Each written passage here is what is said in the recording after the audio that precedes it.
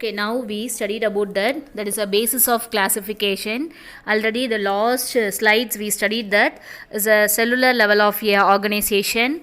Next is that is a diploplastic and triploplastic. The third is a pattern of a symmetry.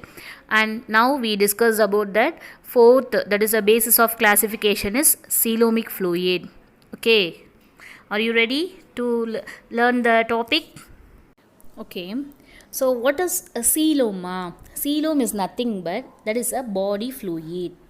What is coelom? Coelom is a body fluids. It's a body inside that is a liquid, that is the body fluids. So otherwise we called as a body cavity. Okay, so based on this presence of a body cavity or coelom, we had to classifying the animal. So that only we have to under the basis of the classification. Fourth one is we studied. Okay, so most animals they have to possessing a body cavity. Where it is present in the body cavity, that is body fluids. These are the body cavities present in between the body wall, that is the outer body wall, and is the inner alimentary canal. What is the alimentary canal? That is digestive systems. Okay, so in that as a wall it can be lined with the mesoderm layer. Can you understand what is a xylem? Xylem is the body cavity or otherwise the fluid inside the body. Okay, so this is we have to classify the animals because most animals having this fluids. Okay, where it is present the fluids? In between the body wall and is the alimentary canal. Okay, so it's aligned, the wall it can be lined with the mesoderm. Can you understand, ma? Have all the animals having coelomic fluid? No, some of the animals which do not possess a body fluid, that is called as the acoelomates. What is the acoelomates? Absence of a coelomic cavity. Okay, so in this case of this absence of body cavity, their body is a solid. How it is the body? The body is a solid and without a perivisceral cavity. There is no absence of or not having a perivisceral cavity. So this will be restricts the free movement of internal organs. So inside the internal organs, it will be restrict it will be in a fixed positions. Okay, so it will be restrict the free movement of internal organs. What is the examples of acoelomates? That is a flatworms. Can you understand? So the animals do not having a body cavity, that is called as the acoelomates. What is the nature of this body? Their body is a solid and without a perivisceral cavity. So the internal organs it can be restricts the free movement, always in a fixed condition. Okay, what is the examples of acoelomates? That is flatworms. Can you understand what is coelom? Next is acoelomates. Next we studied about that. It's a pseudocoelomates. Pseudocoelomates. Pseudo is nothing but false. Okay, in some animals, the body cavity is not fully lined by the mesodermal epithelium, but the mesoderm is formed as scattered pouches between the ectoderm and entoderm. So the ectoderm, entoderm and mesoderm, the three derm is called as the that is germ layers or triploplastic animals. Okay, so in that cases conditions the pseudocoelomates is present in them triploplastic animals. The body cavity is not fully lined by the mesodermal epithelium. Okay, but the mesoderm is formed, it's like a small scattered pouches. Okay, scattered the small ball like structures and pouches like it will be scattered in between the ectoderm and entoderm. Okay, so these are the body cavity is called as a pseudocoel. So it can be filled, the fluid is called as a pseudocoelomic fluid. Okay, can you understand, ma? So what are the types of coelom? First we types the acoelomates, absence of coelom.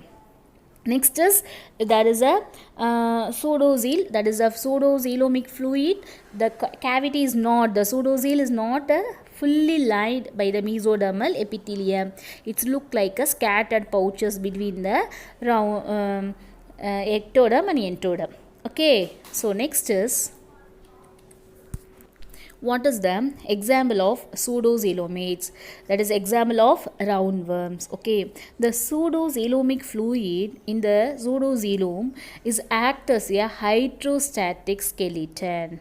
So what is the pseudoxylomic fluid as actors? That is hydrostatic skeleton. So it will be allows a free movement of the visceral organs and for circulation of nutrients. Okay, so it's one of the roundworms, how it can be, it's a free movement that is, it's the pseudoxylom, that is helps to act as a hydrostatic skeleton like structure is providing outside. So it can be easily is a free movement of the visceral organs and also easily circulation of nutrients inside the body. Can you understand? So what is the advantages of pseudoxylom? Pseudoxylom is act as a hydrostatic skeleton. What is the next one? It allows free movement of the visceral organs. And third, it for helpful for circulation of nutrients in all over the body. Can you understand? Next is euxylom. What are the types of coelomates? First is the acoelomates. Next one is pseudoxylomates. Now we studied about that as a euxylom. Okay, the euxylom is nothing but that is called as a true coelom. What is a euxylom? That is a true coelom. Okay, so it is the fluid filled cavity that develops within the mesoderm, and the mesoderm is lined by the mesodermal epithelium. So this is called as the peritoneum. What is peritoneum? The euxylom is called as the true coelom. It is a fluid filled cavity develops within the mesoderm. So these are the mesoderm is lined by mesodermal epithelium, that is called as the peritoneum. Okay, so such which animals having the true body cavity, that is called as the xylomates, or otherwise it is called as the euxylomates. Okay, so based on the mode of the formation of the coelom, the euxylomates are classified into two types. What are the two types of euxylomates? One is that is a zygoxylomates. Second one is it is the enteroxylomates. This is important question ma.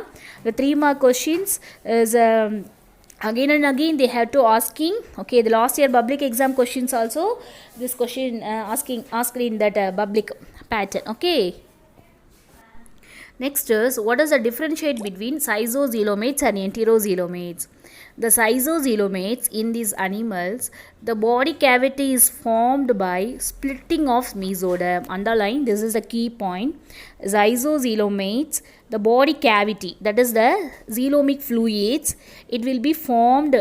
How it is formed? That is a splitting of the mesoderm. Okay, so example is annelids, arthropods and molluscs.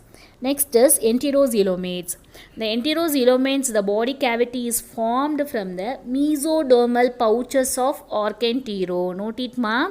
So how it will be enteroxylomic, that is inside xylomic fluids is formed by the mesodermal pouches of the Arcanteron. Okay, so this is examples is echinoderms, hemichordates and chordates. Understand? So now what are the types of xylomates?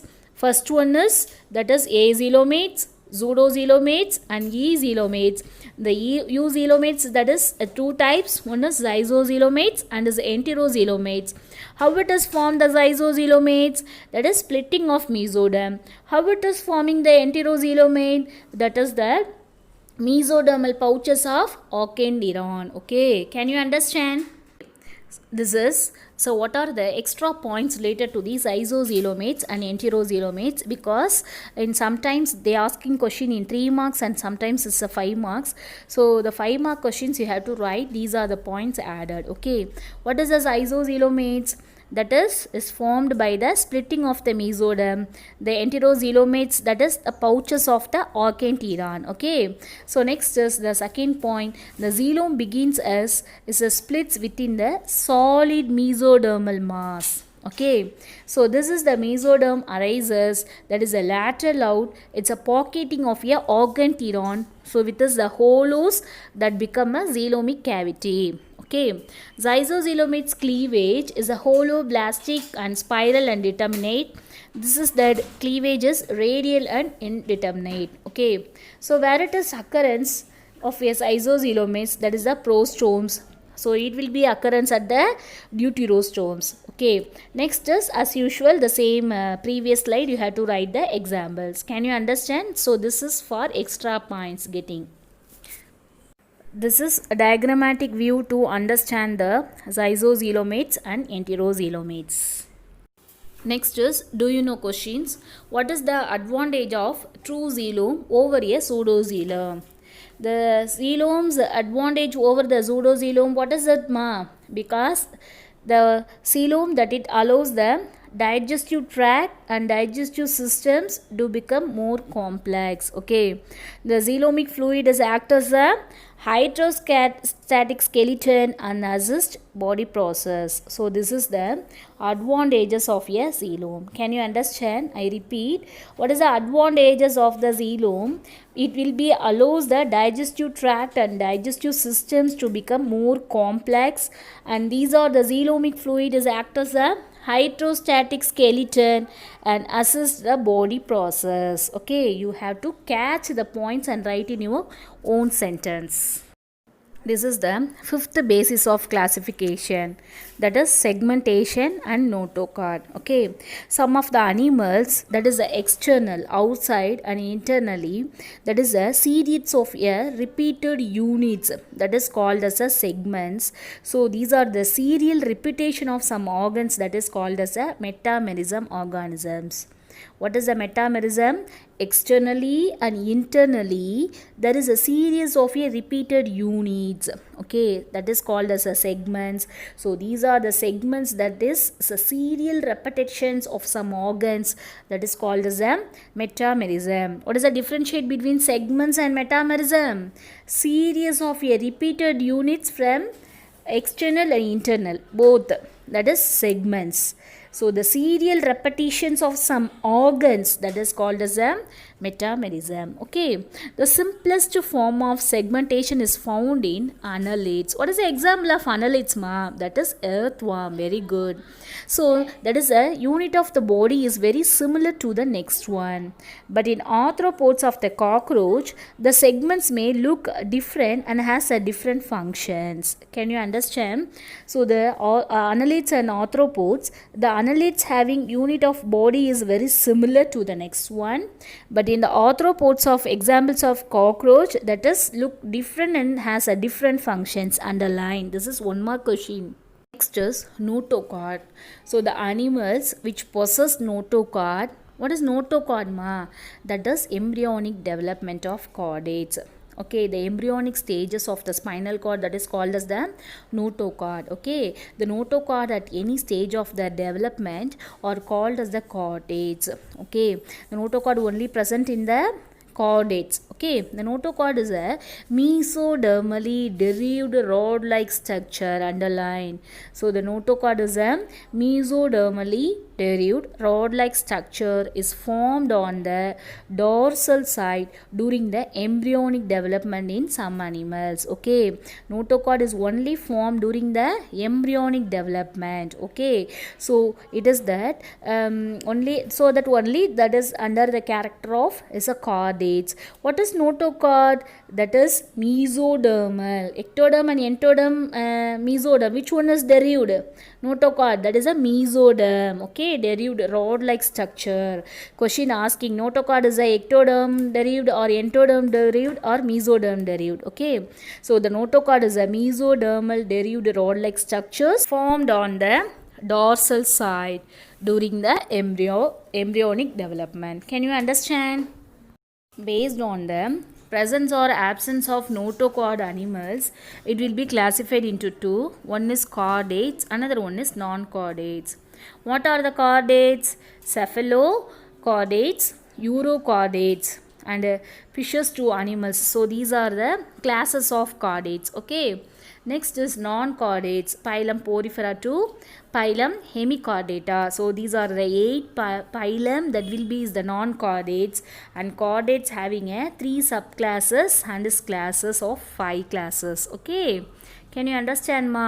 So later we have to study it. So what are the phylums, and is a phylum of non-chordates, and is that is a classes of chordates. Okay, can you understand? So these are the 5 basis of classification is very important.